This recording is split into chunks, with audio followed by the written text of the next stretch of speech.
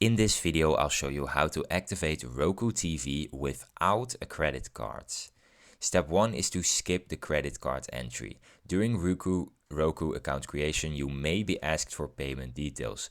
Look for the skip option to bypass entering a credit card. Continue with your Roku account activation without payment info. Step 2, activate Roku TV. After skipping the credit card section, your Roku TV will be active.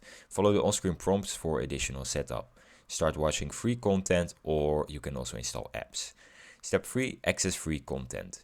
Enjoy free streaming apps and services available on Roku. You can always add premium services later with a credit card. Use Roku TV to enjoy movies, TV shows, and a lot of other things. So that's how you can watch Roku TV without a credit card. I hope this video was helpful. If it was, please subscribe. And if you have any questions, you can leave them in the comments down below.